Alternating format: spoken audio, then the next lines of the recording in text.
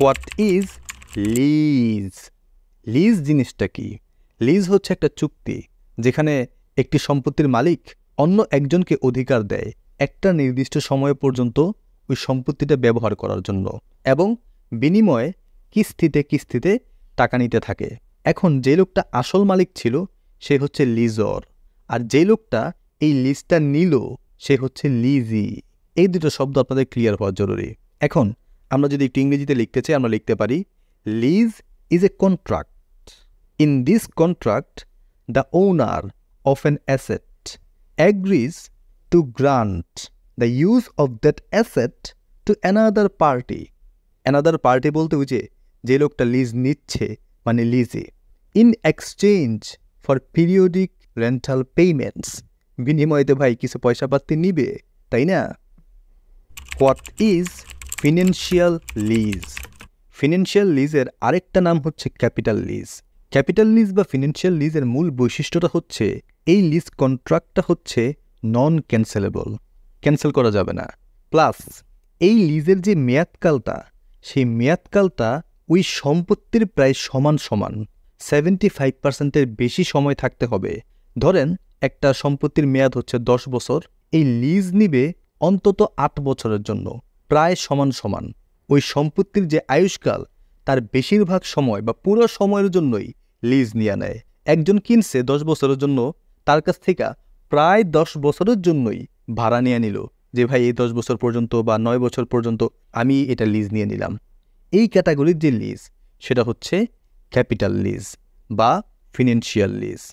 এখন যদি আমরা একটু সুন্দর মতো গুছিয়ে লিখতে চাই আমরা লিখতে পারি a lease contract which is non cancellable and the length of the lease is essentially equal to the life of the asset is called financial lease অথবা capital lease. What is operating lease? একটু আগে আমরা capital লিজে আলোচনা করেছিলাম যে এখানে লিজটা হচ্ছে নন ক্যান্সেলেবল, কিন্তু অপারেটিং লিজের ক্ষেত্রে লিজটা হচ্ছে ক্যান্সেলেবল। এখন খুব সিম্পল একটা সংজ্ঞা আমরা লিখতে পারি a lease agreement in which the lessee মানে হচ্ছে ভাড়াটিয়া can cancel the agreement at any time giving proper notice to the lessor. যে কোনো সময় একটা প্রপার নোটিসের মাধ্যমে লিজ কন্ট্রাক্টটা ক্যান্সেল করতে পারবে। এই ক্যাটাগরির যে লিজ সেটা হচ্ছে operating lease. What is sale and lease back? মূলত কোনো একটা সম্পত্তি কোনো একজন মালিকের ছিল, সে কী করলো কারো কাছে ওই সম্পত্তিটা বিক্রি করে দিল, কিন্তু কন্ডিশন ছিল ভাই আপনি এই সম্পত্তিটা আবার আমাকেই লিজ দিতে হবে। দেখেন খুব সিম্পল একটা জিনিস, কিন্তু একটা সম্পত্তি বিক্রি করছে, বিক্রি করে আবার তার কাছ থেকে সাথে কী করছে লিজ নিয়ে নিছে। একদিকে সম্পত্তিটা ব্যবহার করছে কিন্তু এর মালিকানাটা আর নিজের কাছে রইল না, বিক্রি করে দিছে অন্য কারো কাছে, কিন্তু লিজ নিয়ে আবার ওই জিনিসটি আমি ব্যবহার করছি। এখন এটাকে যদি আমরা একটু গুছিয়ে লিখতে চাই আমরা লিখতে পারি a sale and lease back is a transaction where the owner of an asset sells the asset and then immediately turns around and leases the asset back from the person who purchased it.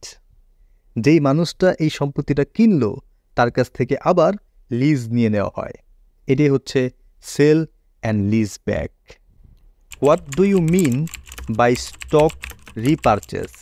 কোনো stock repurchase বলতে কি বোঝায়? Stock repurchase বলতে মূলত একটা কোম্পানির অনেক পরিমাণ শেয়ার যখন বাজারে হয়ে যায়, কোম্পানি চাইলে ওই শেয়ারের পরিমাণটা বাজার থেকে কমাই ফেলতে পারে যে এত শেয়ার বাজারে দরকার নাই, তখন কোম্পানি কিছু শেয়ার আবার নিজেরাই ক্রয় করে ফেরত নিয়ে আসে। এটা হচ্ছে stock repurchase. Stock repurchase is a system by which company buy back its own shares from the market reducing the existing shares. বর্তমানে বাজারে যে এক্সিস্টিং শেয়ারস আছে ওইগুলো সে একটু কমাইতে চায়, এই জন্য সে নিজেই নিজের শেয়ারগুলো ক্রয় করে নিয়ে আসে। এই যে স্টকগুলো রিপারচেস করে এইগুলোকে বলা হয় treasury stock. What is hire purchase?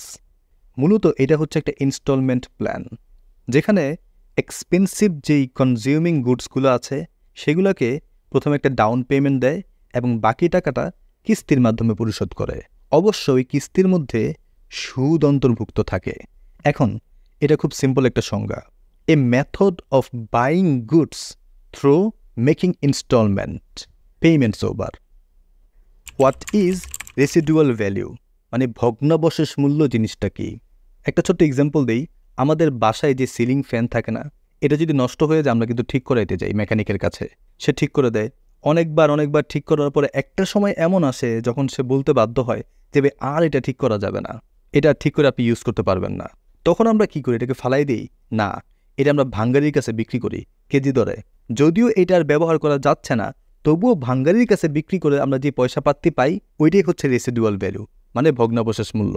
যদিও এটি একটু বোঝার জন্য বললাম আর কি। তবে একটা সম্পত্তি ব্যবহারের নির্দিষ্ট আয়ুষ্কাল থাকে, ওই আয়ুষ্কাল পার হওয়ার পরে ওই সম্পত্তি বিক্রি করে যে টাকা পয়সা পাওয়া যায় ওইটাই হচ্ছে রেসিডুয়াল ভ্যালু। এখন একটু যদি আমরা গুছিয়ে লিখতে চাই আমরা লিখতে পারি, the residual value is the amount that a company expects to receive from an asset at the end of its service life. What is international lease?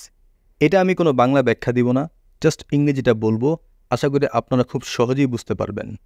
Whenever one or more parties of any lease agreement belong and have residence of a different country, this kind of lease is termed as international lease.